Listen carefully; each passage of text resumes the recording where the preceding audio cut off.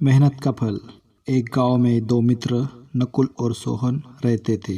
नकुल बहुत धार्मिक था और भगवान को बहुत मानता था, जबकि सोहन बहुत मेहनती था। एक बार दोनों ने मिलकर 1 बीघा जमीन खरीदी, जिससे वह बहुत फसल उगाकर अपना घर बनाना चाहते थे। सोहन तो खेत में बहुत मेहनत करता, लेकिन नकुल कुछ काम नहीं करता, बल्कि मंदिर में जाकर भगवान से अच्छी फसल के लिए प्रार्थना करता था। इसी तरह समय बीतता गया। कुछ समय बाद खेत की फसल पककर तैयार हो गई, जिसको दोनों ने बाजार ले जाकर बेच दिया और उनको अच्छा पैसा मिला।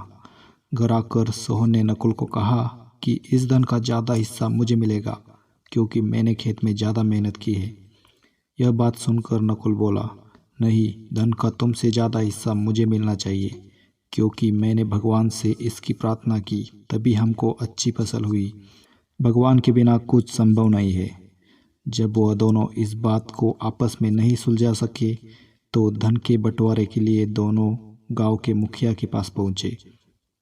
मुखिया ने दोनों की सारी बात सुनकर उन दोनों को एक एक बोरा चावल का दिया, जिसमें कंकड़ मिले हुए थे। मुखिया ने कहा कि कल सुबह तक तुम दोनों को इसमें से चावल और कंकड़ अलग करके लाने हैं, तब मैं निर्णय करूंगा कि धन का ज़्यादा हिस्सा किसको मिलना चाहिए। दोनों चावल की बोरी लेकर अपने घर चले गए। सोहन ने रात भर जागकर चावल और कंकड़ को अलग किया, लेकिन नकुल चावल की बोरी लेकर मंदिर में गया और भगवान से चावल में से कंकड़ अलग करने की प्रार्थना की। अगले दिन सुबह सोहन जितने चावल और कंकड़ अलग कर सका, उसको ले जाकर मुखिया के पास गया, जिसे देखकर मुखिया खुश हुआ। नकुल वैसे की वैसी बोरी को ले जाकर मुखिया के पास गया।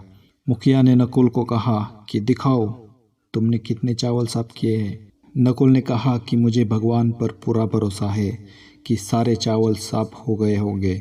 जब बोरी को खोला गया तो चावल और कंकड़ वैसे के वैसे ही थे। जमींदार ने नकुल को कहा कि भगवान भी तभी सहायता करते हैं जब तुम मेहनत करते हो। जमींदार ने धन का ज़्यादा हिस्सा सोहन को दिया। इसके बाद नकुल भी सोहन की तरह खेत में मेहनत करने लगा और अब की बार उनकी फसल पहले से भी अच्छी हुई।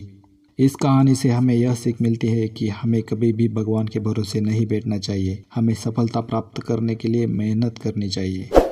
धन्यवाद।